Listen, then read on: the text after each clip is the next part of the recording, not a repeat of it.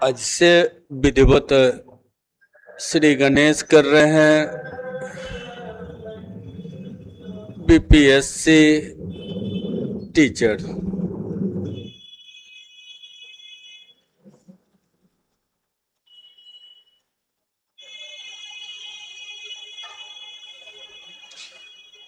इस बैच को अलग अलग फॉर्मेट पे लेके कम समय में हर पार्ट का डिवीजन इस पर्पज से लिए चलने का रणनीति था।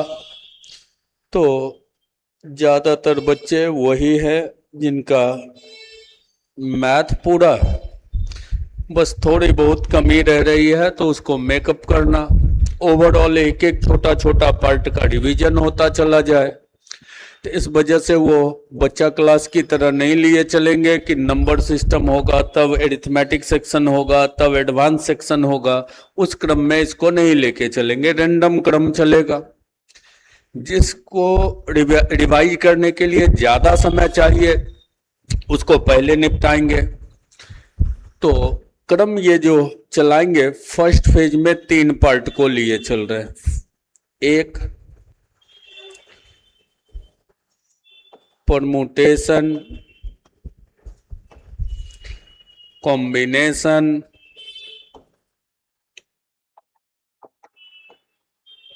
And probability.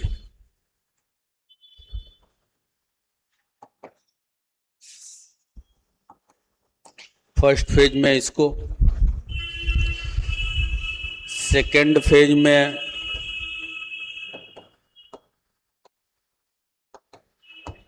स्टैटिक्स को। पार्ट छोटा है, दोनों ग्रुप लेवल 1 लेवल 2 दोनों ग्रुप। थर्ड फेज में ज्योमेट्री एंड कोऑर्डिनेट ज्योमेट्री। ये तीनों फेज पहले निपटा लेते हैं। उसके बाद ज्योमेट्री हो जाए तो बढ़िया होगा। मेंसुरेशन का दोनों पार्ट,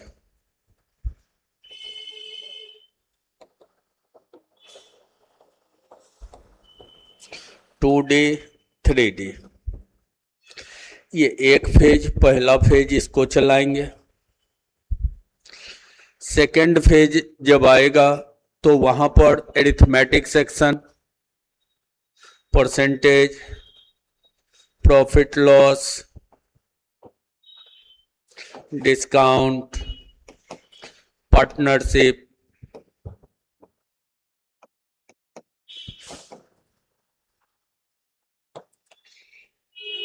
टाइम एंड वर्क। अब टाइम एंड वर्क का मतलब हुआ इसका तीनों सेक्शन का मतलब रेगुलर टाइम एंड वर्क,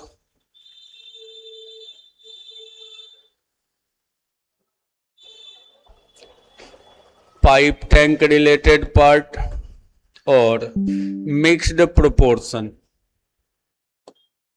तीनों सेक्शन। उसके बाद टाइम एंड डिस्टेंस का चारों part, regular time and distance,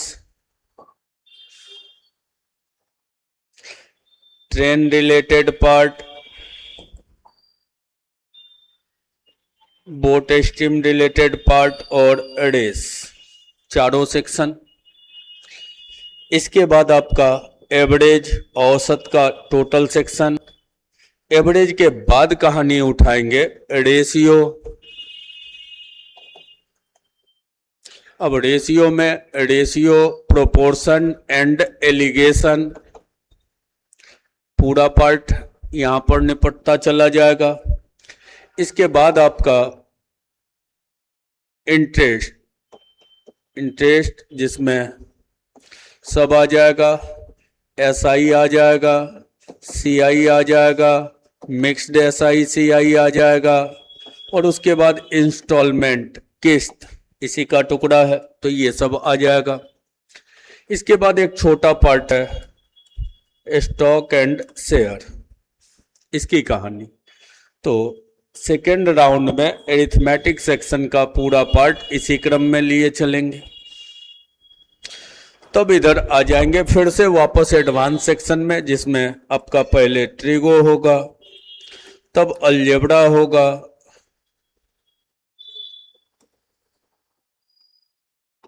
और इसके बाद सबसे लास्ट में कहानी करेंगे नंबर सिस्टम का।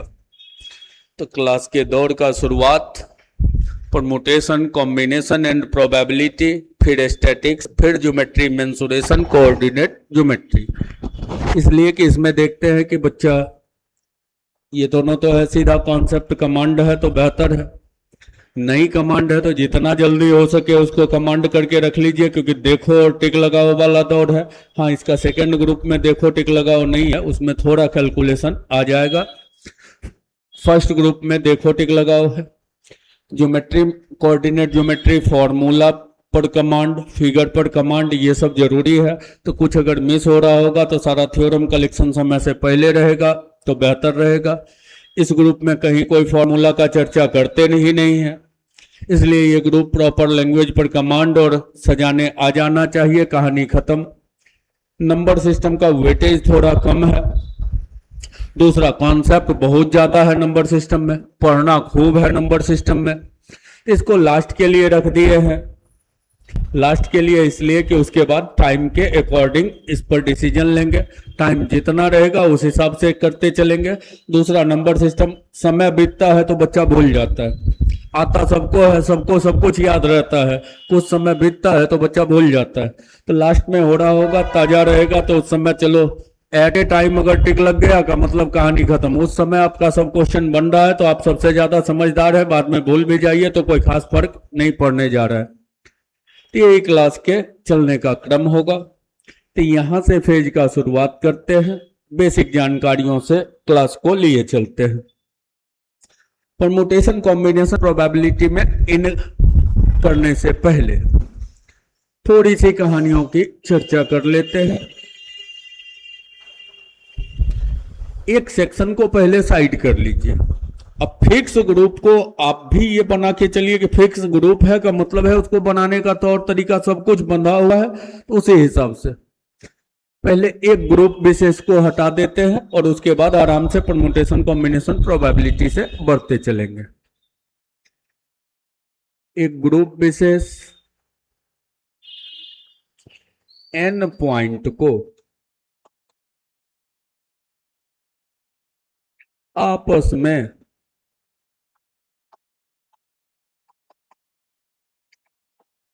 जोड़ने का कुल तरीका पूछ रहा हो या n व्यक्ति के समूह में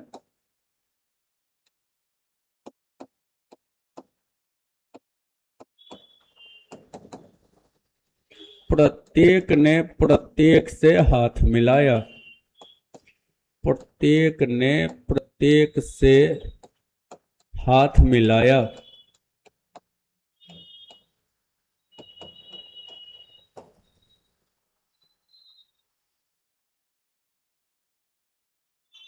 और पूछ दे रहा कुल कितनी बार हाथ मिला।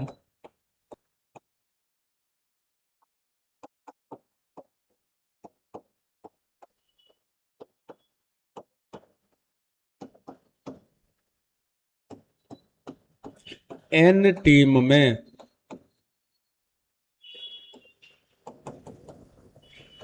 प्रत्येक ने प्रत्येक से मैच खेला, कुल कितना मैच खेला गया।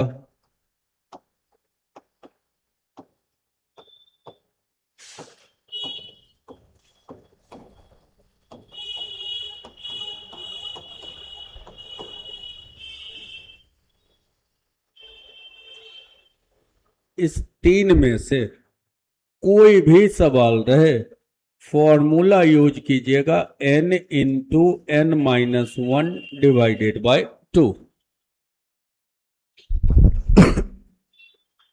n पॉइंट को आपस में जोड़ने का कुल तरीका तो भी n into n minus 1 by 2। n व्यक्ति के समूह में प्रत्येक ने प्रत्येक से हाथ मिलाया, कुल कितनी बार हाथ मिला, तो भी n into N minus one by two. और n टीम में प्रत्येक ने प्रत्येक से मैच खेला, तो कुल कितना मैच खेला गया, तब भी n into N minus one by two. लेकिन एक और चौथा लाइन, n व्यक्ति के समूह में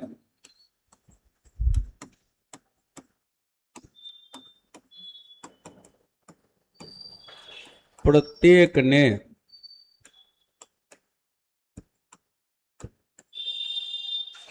प्रत्येक को उपहार दिया, गिफ्ट दिया। कुल बांटा गया उपहार, इसमें लिखिएगा n into N minus one, मिलता जुलता है।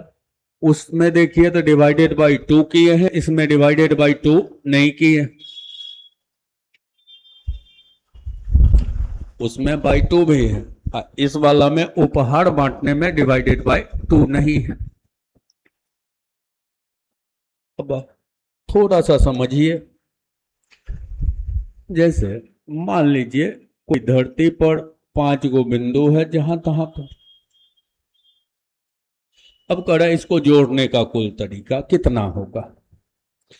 तो जोड़ने का कुल तरीका तो इस पॉइंट से शुरू करते हैं, इसको जोड़ दिए, एक तरीका, दो तरीका, तीन तरीका और चार तरीका। कितना तरीका हम लिखे, चार।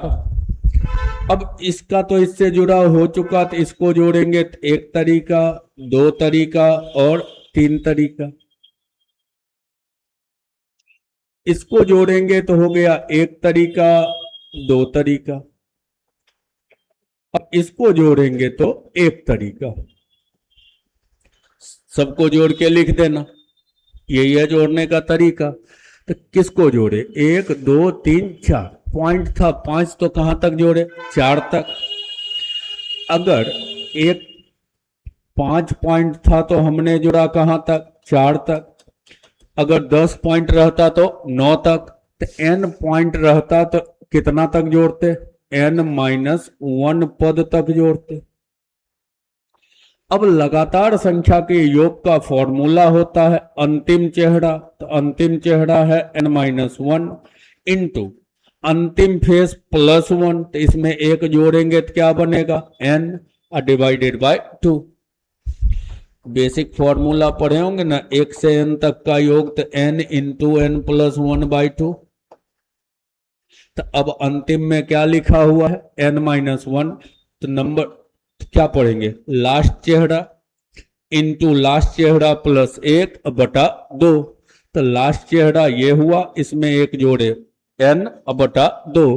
तो यहीं से फॉर्मूला बना के लिखा दिए n into N minus one by two. ठीक है, इसलिए कि n तक नहीं जोड़ना है, जोड़ना कहां तक है, n माइनस वन तक। तो यहीं से ये फॉर्मूला बन के आ जाता है कि n पॉइंट को आपस में जोड़ने का कुल तरीका, तो n into N minus one by two. अब यही काम अगर मान लीजिए ए बी सी डी के बीच का हाथ मिलाने का, सी डी ई के बीच हाथ मिलाने का काम करे, तो ए मिलाना शुरू करेगा तो बी से, सी से, डी से, ई से। कितना तरीका हुआ, 4। अब बी का तो ऐसे मिल चुका है, तो बी मिलाना शुरू करेगा तो सी से, बी डी से, बी ई से। तो कितना तरीका, 3। सी डी से और ई से तो 2, फिर कितना, डी ई से तो 1। फिर तो वही स्ट्रक्चर बनेगा, तो तय है, फिर वही फॉर्मूला बनेगा। उसके बाद आए क्रिकेट टीम है, मान लीजिए ABCD ही क्रिकेट टीम है। तो भारत अगर शुरू किया तो पाकिस्तान से, बांग्लादेश से, नामीबिया से, ऑस्ट्रेलिया से खेलेगा। तो भारत का पाकिस्तान से हो गया, तो पाकिस्तान का भी भारत से हो गया मैच। तो सेम वही कंस्ट्रक्शन बन के आता है, इसलिए फिर फॉर्मूला वही रह जाता है n into N minus one by two. लेकिन गिफ्ट बंटने वाला में ऐसा होता नहीं है कि ए ने बी को दे दिया तो बी थोड़े समझ लेगा कि हम भी दे दिए। तो गिफ्ट तो सबको देगा। अगर 5 आदमी है ग्रुप में, तो ये आदमी उसमें से ए अगर चाहेगा तो किसको किसको कितना आदमी को देना, 4 आदमी के लिए गिफ्ट खरीदेगा, तो बी भी 4 आदमी के लिए खरीदेगा, सी भी खरीदेगा, डी भी, तो आदमी 5 है तो गिफ्ट सबको 4 को खरीदना पड़ेगा। व्यक्ति अगर एन है तो सबको गिफ्ट कितना कितना खरीदना होगा, n-1 गिफ्ट खरीदना होगा। इसलिए गिफ्ट बटे वाला में लिखा है उपहार बटे 10 इंटू n-1/1। अब तो व्यक्ति दे दिया तो सीधा फॉर्मूला का यूज करके निकलते जाइए, तो ये तो हो गया रेडीमेड स्ट्रक्चर हो गया। अब इसमें तो मैथ का कोई रोल है नहीं, कभी दे दिया 7 पॉइंट को आपस में जोड़ने का कुल तरीका, तो 7 गुना 6/2 करते चले गए। खूब करेगा तो रिसर्च कर सकता है, जैसे लिख दिया 7 टीम में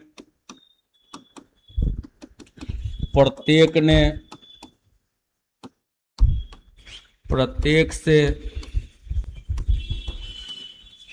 2-2 मैच खेला।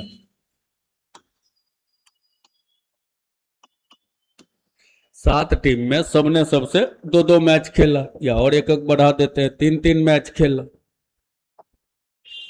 3-3 मैच खेला।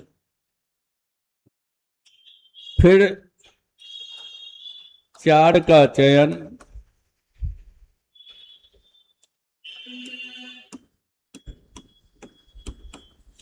सेमीफाइनल के लिए हुआ।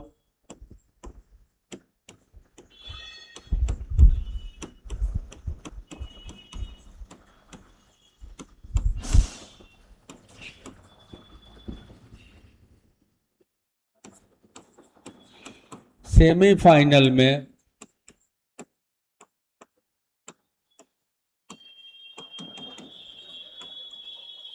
प्रत्येक ने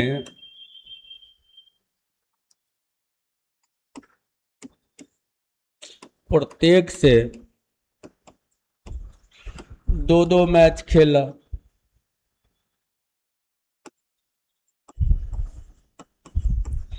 और 2 का चयन फाइनल के लिए हुआ।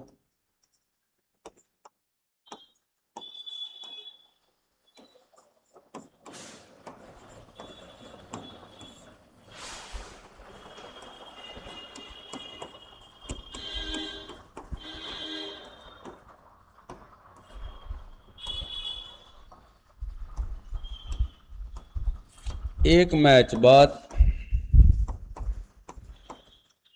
विजेता घोषित हो गया।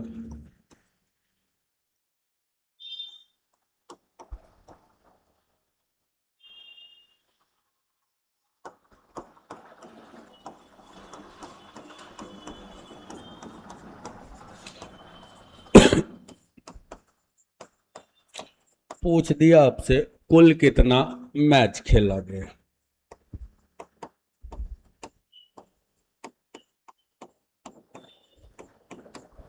ठीक है, ये हो गया। खूब अगर मन होगा कि ना हम थोड़ा और प्रयोग इसमें करें तो कितना टीम है, 7 टीम। पहले मैच खेलेगा तो लिख दिए n इंटू n-1/2, इतना मैच हुआ। लेकिन इस बार बोला है 3-3 को मैच खेलाती, तो एक मैच के लिए होता है तो सब 3-3 मैच खेलेगा तो क्या हो जाएगा 3 गुना। अब चुनाव हुआ कितने का, 4 का। अब अगला राउंड में इन कर गए तो कितना टीम गया, 4। तो फिर मैच खेलेगा तो n इंटू n-1/2। और सबने कहा अब 2-2 को मैच खेला तो 2 से गुना कर ली। ये तो एक एक मैच के लिए फॉर्मूला था। अब 2 टीम चला गया फाइनल में, एक मैच खेला, विजेता घोषित हो गया। तो किसी का मन हो डायरेक्ट 1 लिख सकते हैं, और किसी का मन होगा ना हम यहां भी फॉर्मूला लिखाएंगे, तो 2 टीम है तो n इंटू n-1/2। एक ही मैच खेल, और सीधा भी एक मैच में डायरेक्ट भी लिख सकते हैं। 2 टीम गया, एक मैच खेला तो कुल मैच 21 हुआ। अब जोड़ के लिखिए, 2 से कट गया 3, 3 गुना 3, 9 गुना 7 63। 2-2 कट गया तो 4 गुना 2 12, 63 12 75। इधर 1 हो गया तो कुल कितना मैच खेला गया तो 76। तो खूब अगर रिसर्च ही करेगा तो उसी मैच को 2-2 3-3 टुकड़ा करके क्वेश्चन को लंबा चौड़ा कर सकता है। हालांकि ज्यादातर संभावना वही होगी कि 7 टीम है, सबने सबसे मैच खेला तो 7 × 6 डिवाइडेड बाय 2, आंसर 21, टिक लगाइए। लेकिन अगर कह दिया दो दो गो मैच खेला तो 2 गुना करेंगे, 3 3 मैच खेला तो 3 गुना करके निकल जाएंगे। क्लियर है? तो ये तो हो गया आपका फॉर्मूला बेस्ड पार्ट। अब उसमें से एक और लाइन यहीं पर निपटा लेते हैं। अभी बता रहे थे एन पॉइंट को जोड़ना, तो ये पॉइंट कहां डाले थे? पॉइंट तो जैसे तैसे डाले थे, लेकिन ऐसा भी हो सकता है कि 7 गो पॉइंट है, थोड़ा सा अब 7 पॉइंट में हो सकता है 4 पॉइंट एक सीध रेखा में और 3 पॉइंट ही जैसे तैसे हो। अब कहेगा इससे त्रिभुज कितना बनेगा, स्ट्रेट लाइन कितना बनेगा, चतुर्भुज कितना बनेगा, ये वाला फेज तो इसको भी निपटाइए।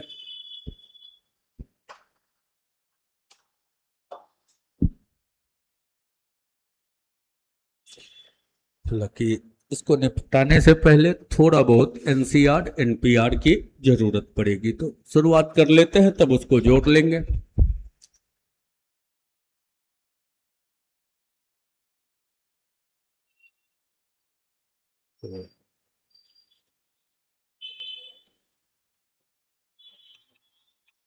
परमुटेशन, कॉम्बिनेशन एंड प्रोबेबिलिटी सबको एक ही साथ लिए चलेंगे।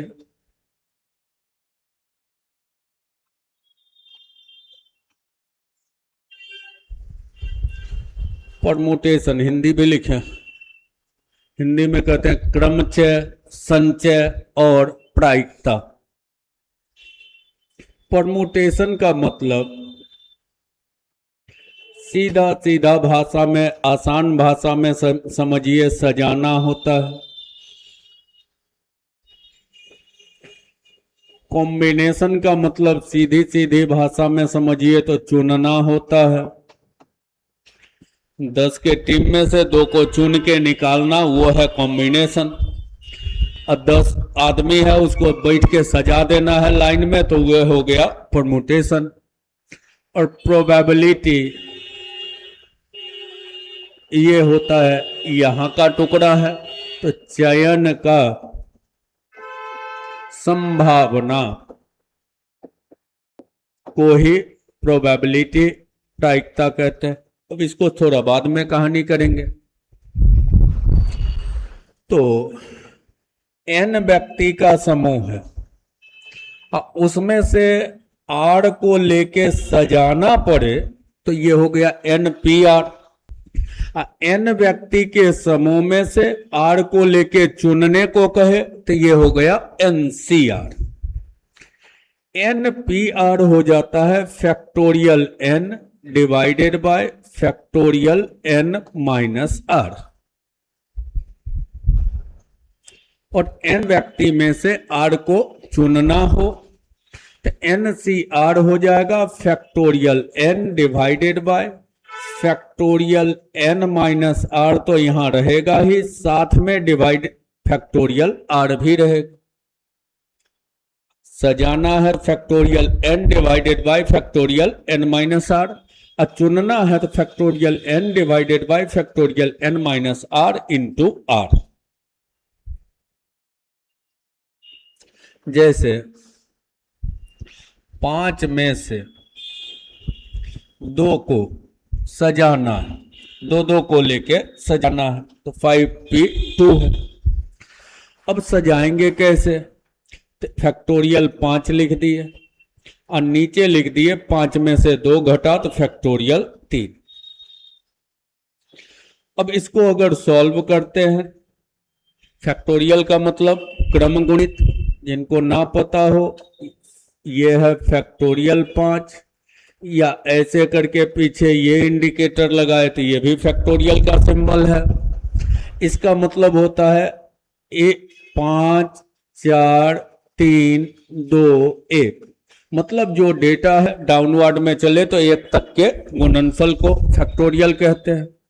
तो अगर इसको लिखना होता तो नीचे तो फैक्टोरियल 5 को 5 4 और यहां से आगे को जब मर्जी हो तो सीधा फैक्टोरियल 3 लिखा जा सकता है, क्योंकि 3 2 1 का मतलब ही हुआ फैक्टोरियल 3। और नीचे में है फैक्टोरियल 3, ये दोनों कट गया तो 5 गुना 4 कितना, 20। ये हुआ चुनना। सिर्फ बेसिक फॉर्मूला लिख रहे हैं अभी, ये चुनना नहीं, सजाना। अब चुनने की बारी। मान लीजिए हमको दे दिया 5C2, 5 में से 2 को लेके चुनना, 2 को चुनना। तो अब हम लिखे ऊपर फैक्टोरियल 5, नीचे लिख दिए अब फैक्टोरियल में दोनों का डिफर तो 3, और साथ में फैक्टोरियल r मतलब फैक्टोरियल 2, n-r भी और r भी। अब अगर हम इसको डील करते हैं तो इसको पहले लिखते हैं 5 4 और वहां से आगे को फैक्टोरियल 3 डिवाइडेड बाय ये फैक्टोरियल 3 है, और फैक्टोरियल 2 को 2 गुना 1। अब फैक्टोरियल 3 कट गया, ऊपर बचा 20। अब 20 में 2 से भाग पड़ेगा तो रिजल्ट क्या होगा, 10। ठीक है। अब इसको लिखने का थोड़ा थोड़ा स्टाइल बदलेंगे। अभी अभी फॉर्मूला लिखाए हैं NCR का, ये ना लिखा है। NCR को जब मर्जी हो तो NC इस दोनों का डिफर n-r भी लिखा जा सकता है। जैसे ये 5C2 था, तो इसको अगर लिखना चाहें तो 5C2 को ये लिखें, और चाहे 5C और दोनों के बीच का डिफर कितना आया, 3, ये भी लिख सकते हैं, कोई फर्क इससे नहीं पड़ेगा।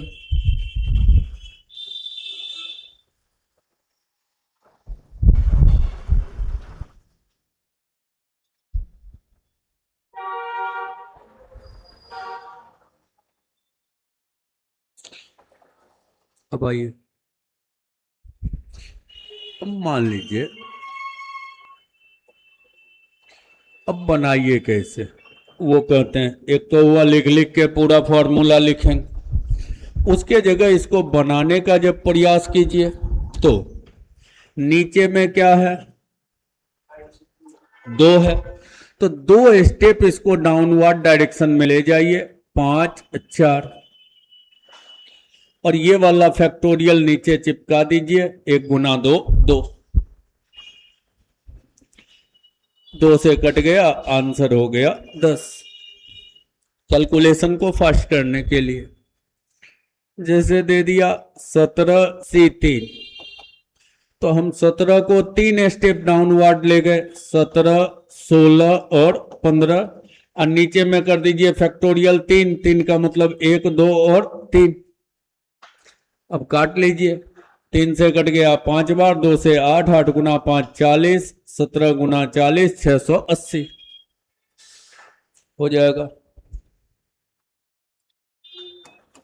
लिख दिया 9C2, बोलिए 9 गुना 8, अब फैक्टोरियल 2 तो 1 2, 2 से कट गया 4, 9 गुना 4 36, 9C7।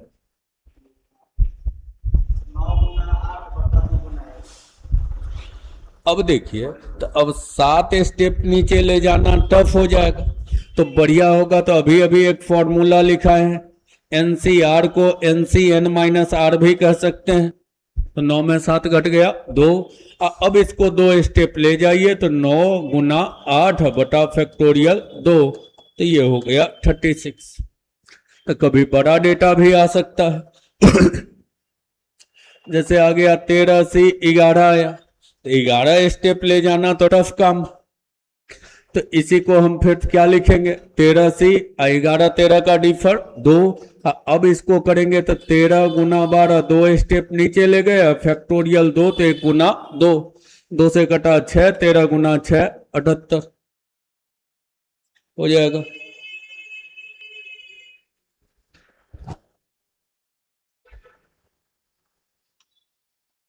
तो एक तो और जोड़े, एक तो जोड़े पहले NCR का मान क्या होता है, फिर इसको पलटी मार के लिखे NCR या NCN-R।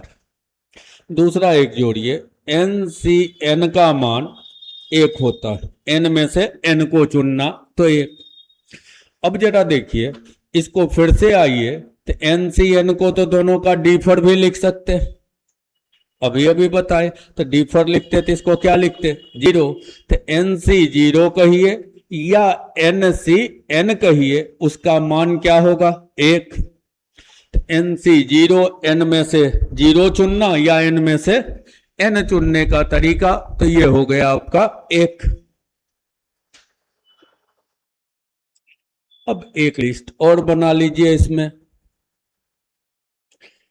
NC0 से शुरू करते, n में से 0 चुने, n में से 1 चुने, n में से 2 चुने, करते करते n में से अगर n चुने, सब मिला के कितना होगा, तो ये अस्थाई रिजल्ट फिक्स है, तो पर पावर n होता है। इसका यूज बहुत ज्यादा हुआ है टीचर वाला में, एक या एक से अधिक के चुनने की संभावना। लेकिन पूछा है कभी भी 0 से नहीं, जब पूछा है तो यहां से पूछा है 1 से। तो अब बतलाइए, NC0 तो अभी अभी बतलाइए कितना होता है, 1। अब पूछता है यहां से 1 या 1 से अधिक, तो ये वाला, तो ये हो गया वैल्यू कितना, 1। ये वैल्यू कितना हुआ, 1। 1 को तब इस पार कर लेंगे तो 2 पावर n-1।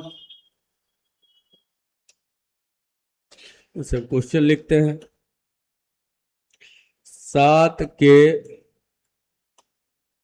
समूह से एक या उससे अधिक के चयन का तरीका।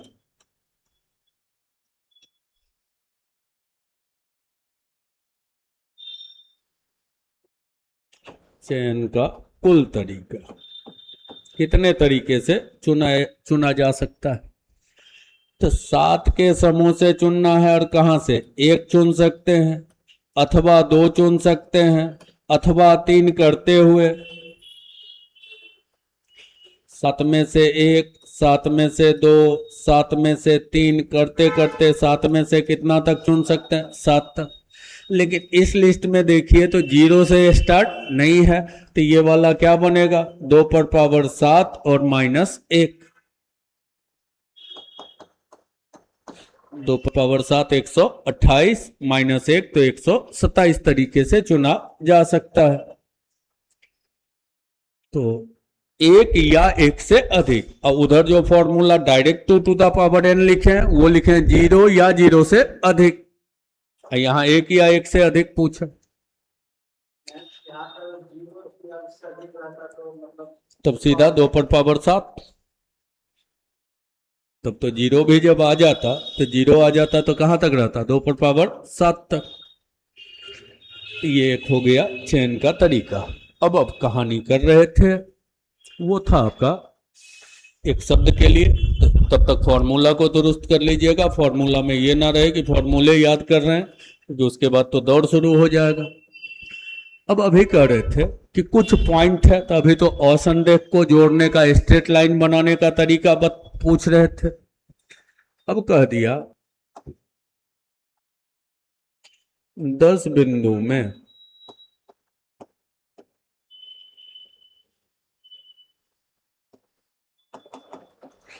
चार संरेख है, कोलिनियर, और 6 असंरेख नॉन कोलिनियर है। 10 पॉइंट है, उसमें से 4 कोलिनियर है और 6 नॉन कोलिनियर है। संरेख होना का मतलब 4 गो पॉइंट एक सीध में है, अब बाकी 6 को जैसे तैसे है, 1 2 3 4 5 6 कहीं कहीं है। अब इससे कभी स्ट्रेट लाइन खिंचवाएगा, कभी ट्रायंगल बनवाएगा, कभी क्वाड्रिलेटरल बनवाएगा। अब कह दिया कितना त्रिभुज बनेगा,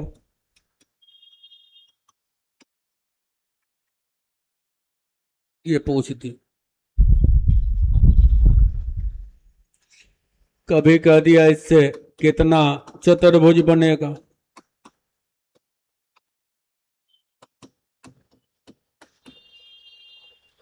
और भी आगे पॉइंट बढ़ाएगा, पंचभुज षष्ठभुज जो मर्जी हो बनवाए। तो आप पहले ये मान लीजिए कि सब जैसे तैसे, तो कुल कितना बिंदु है 10। त्रिभुज बनने के लिए हमको कितना बिंदु चाहिए, 3 बिंदु। तो 10 में से 3 लेके हम बना दिए त्रिभुज, कोई दिक्कत। अब ये जो 4 गो संरेख है, इससे तो कभी त्रिभुज बनेगा नहीं, क्योंकि एक रेखा पर होगा, त्रिभुज बनेगा नहीं। तो इस चारों से जो जो त्रिभुज बनाए होंगे, तो इसमें तो सब मान लिए त्रिभुज बन गए। तो इस 4 में से जिस 3 को लेके आपने बनाया होगा, वो सब तो फालतू बनाया होगा, तो उसको उसमें से निकाल दीजिए, हो गया, कहानी खत्म। जैसे 10 पॉइंट है, तो पहले ये मानते हुए कि 10 जैसे तैसे होगा, तो कुल त्रिभुज कितना बनेगा, तो 10 में से त्रिभुज बनाना है तो 3 गो पॉइंट चुनना है, तो 10 में से हम 3-3 पॉइंट चुन लिए, कुल बना लिए। लेकिन जो 4 संरेख होगा, तो उससे जो भी बना होगा, तो त्रिभुज तो बन नहीं रहा है, वो सब क्या बन रहा है, स्ट्रेट लाइन। तो उसमें से 4 में से 3 को चुन के जो भी बनाए होंगे, वो सब फालतू का बना होगा, वो त्रिभुज नहीं बना होगा, तो घटा दी। क्या बहुत मेहनत अपार्ट नहीं ना। अगर कह दिया चतुर्भुज, तो पहले तो 10 में से हम कितने को लेके बना लेंगे, 4 को। चतुर्भुज बनने के लिए कितना पॉइंट चाहिए, 4। अब इस 4 में से जो भी 4 लेके हम बनाए होंगे, वो सब फालतू बना होगा। जो एक लाइन पर है, उससे तो चतुर्भुज का निर्माण होगा नहीं, तो उस चारों में से जो 4 चुन के बनाए होंगे, वो सब फालतू बना होगा, उसको घटा दीजिए, हो गया, कहानी खत्म। बनाइए तो इसको, ये क्या लिखते, 10 गुना 9 गुना 8 बटा फैक्टोरियल 3, 10 9 8 बटा फैक्टोरियल 3, तो 1 2 3। इसको बढ़िया होगा 4C1 कर लीजिए। 4C1 मतलब 4C1। एक स्टेप गए तो 4 रहा, और नीचे में 1 के रहा, तो NC1 मतलब वही डेटा रह जाएगा। अब 3 से 3 बार कटा, 8 क्या लिख दिए इसको,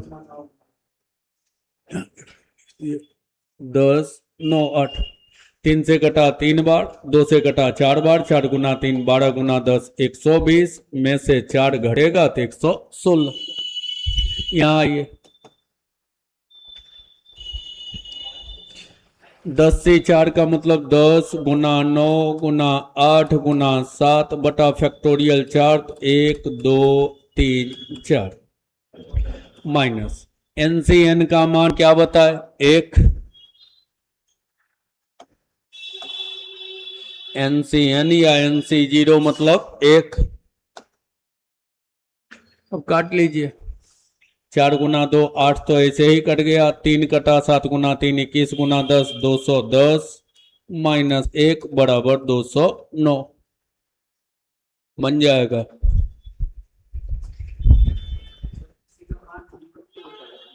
हाँ? नहीं,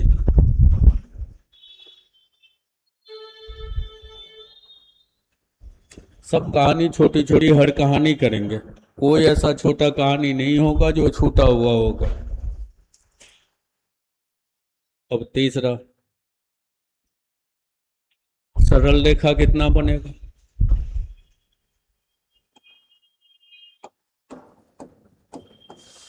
इसको अलग से ध्यान रखिएगा। त्रिभुज चतुर्भुज पंचभुज में कोई टेंशन नहीं, टोटल बना दिए, संरेख वाला हटाते चले गए।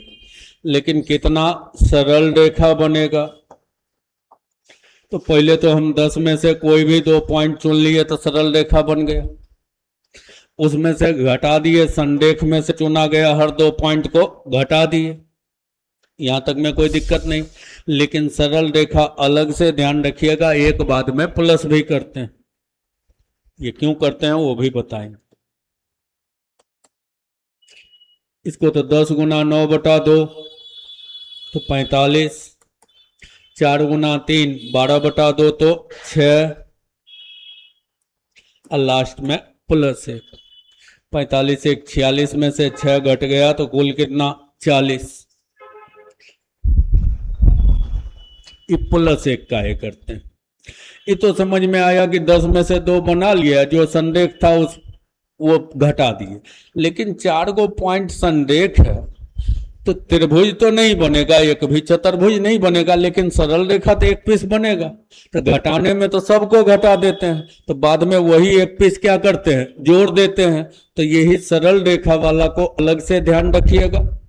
अगर पंचभुज बनाया, षष्ठभुज, सप्तभुज, त्रिभुज, अष्टभुज, कोई भी बहुभुज बनाया तो उसमें तो टोटल निकाल के संरेख वाला घटाते चले गए तो आंसर बन गया।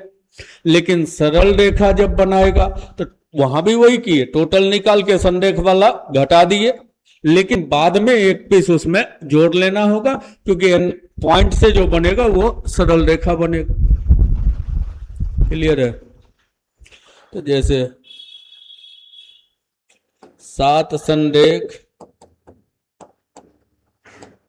8 असंरेख बिंदु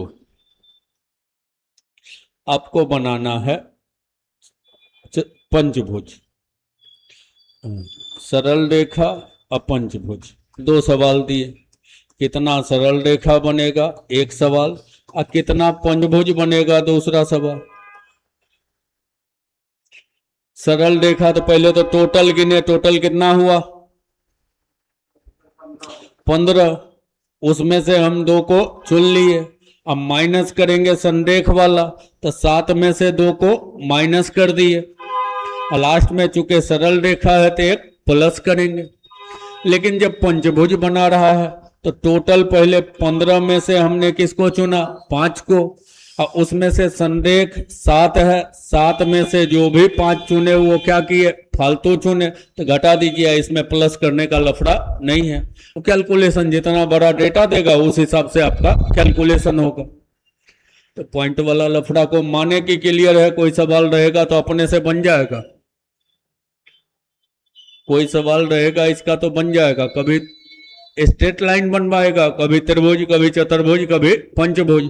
तो कोई संरेख है, कुछ बिंदु असंरेख है। अब मान लीजिए सबका सब असंरेख ही रहता था,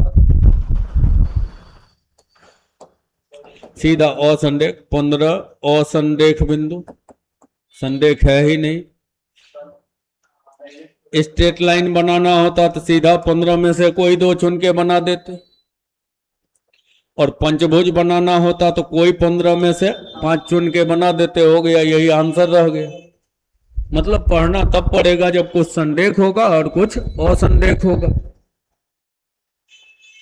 ये वाला सेफ जोन का पार्ट है, सेफ जोन के पार्ट को अलग माना जाए, यहां तक में कोई डाउट नहीं आएगा। तो इसको यहीं रहने देते हैं। अब बढ़ेंगे बेसिक, जहां फॉर्मूला लिखे हैं यहां से तो सिर्फ फॉर्मूला लिख दिए हैं। अभी तो सिर्फ फॉर्मूले ना लिख दिए कि एनपीआर का फॉर्मूला रट लीजिए, एनसीआर का रट लीजिए। सी वाला में थोड़ा कैलकुलेशन का चर्चा किए। अब सजाने में तो कैसे कैसे सजाने को देगा, कभी अल्फाबेटिकल सजाना तो कैसे कैसे सजाने को देगा। और अभी क्लास को लंबा नहीं खींचेंगे, नोटिफिकेशन आएगा तब क्लास का ड्यूरेशन लंबा करेंगे। जब तक नोटिफिकेशन नहीं है तब तक क्लास 12:15 से शुरू करेंगे, तो 1:15 जाते जाते क्लास की छुट्टी कर लेंगे अभी, ठीक है। और नोटिफिकेशन देगा तो राइट टाइम 12 बजे शुरू कर देंगे, और समापन का भी समय 1:30 बजे, हो सकता है 10 मिनट और आगे भी चला जाए, क्योंकि तब समय को देखते हुए उस हिसाब से फेज को लिए चलेंगे, ठीक है। तो बढ़ेंगे यहाँ से आगे अगले दिन।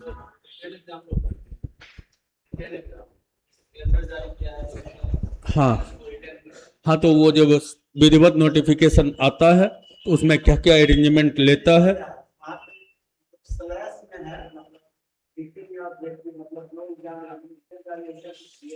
नहीं नहीं, वो विधिवत दिया है, विधिवत दिया है कि फेज 1 फेज 2 दोनों होगा।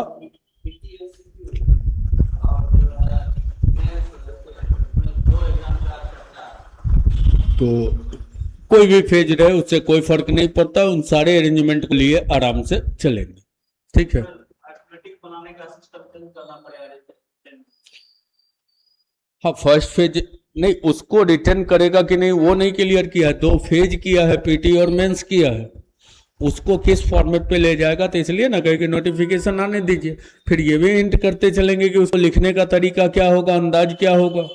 तब तो ग्राउंड पता हो, बनाने आता हो, तो सिर्फ अंदाज ही ना बदलना होगा। और पूरे मैथ में एक चैप्टर के लिखने का स्टाइल बदलता है डिस्क्रिप्टिव में, वो है टाइम एंड वर्क।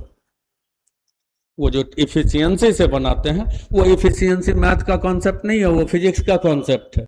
मैथ का कॉन्सेप्ट है, ये 20 दिन में करेगा तो दैनिक काम 1/20। एकमात्र उसी जगह पे बदलाव होता है और कहीं पर कोई बदलाव की गुंजाइश नहीं है। ठीक है।